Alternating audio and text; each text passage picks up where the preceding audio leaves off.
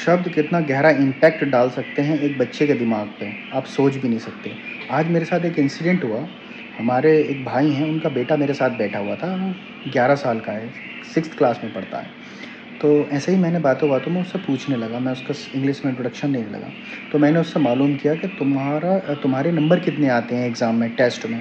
तो उसने एक नॉर्मली टेस्ट का बताया कि मेरे 20 नंबर का टेस्ट था, तो उसमें मेरे 8-9 आ जाते हैं। तो मैंने ऐसे ही पूछी कि तुम्हारे 18-19 क्यों नहीं आते? तुम पढ़ते नहीं हो?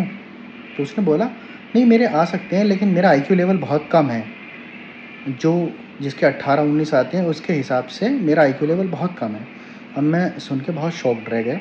उसके फादर भी मेरे साथ बैठे हुए थे। मैंने उसको पूछा, तुमको किसने कहा ये तुम्हारा आईक्यू लेवल कम है, तुम्हारे मार्क्स नहीं आ सकते? उसने बोला, सब कहते हैं।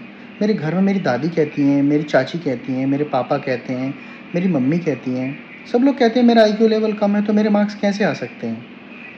तो मैंने उसको बहुत समझाया, उसको मोटिवेट किया कि नहीं, तुम्हारा आईक्यू लेवल बहुत अच्छा है, तुम पढ़ाई में बहुत अच्छे हो। तब उसके अंदर कॉन्फिडेंस आया, वो अपने अंदर ये मान के बैठा हुआ था कि तुम्हारा आईक्यू लेवल बहुत कम है।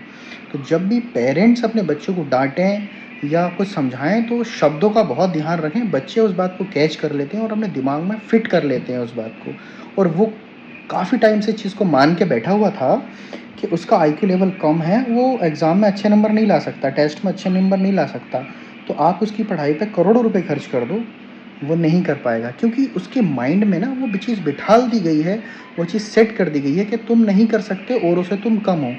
तो रिक्वेस्ट है सब लोगों से कि शब्दों का चुनाव बहुत सोच समझ के करें। बच्चे उन बातों को पकड़ लेते हैं, अपने दिमाग में बिठा लेते हैं, वो आपको ज़ाहिर भी नहीं होने देंगे और वो अपने आप को जो है ना, लोगों से कम फ़ील करना शुरू कर देते हैं हर चीज़ में। तो शब्दों का बहुत असर होता है, बहुत इम्पैक्ट पड़ता है। अपने लिए और अपने सामने वाले के लिए शब्दों को हिसाब से चुनें। ऑलवेज़ पॉजिटिव वर्ड इस्तेमाल करें। ये वर्ड बहुत इम्पैक्ट डालते हैं इंसान के दिमाग पे, ख़ासकर बच्चों के लिए।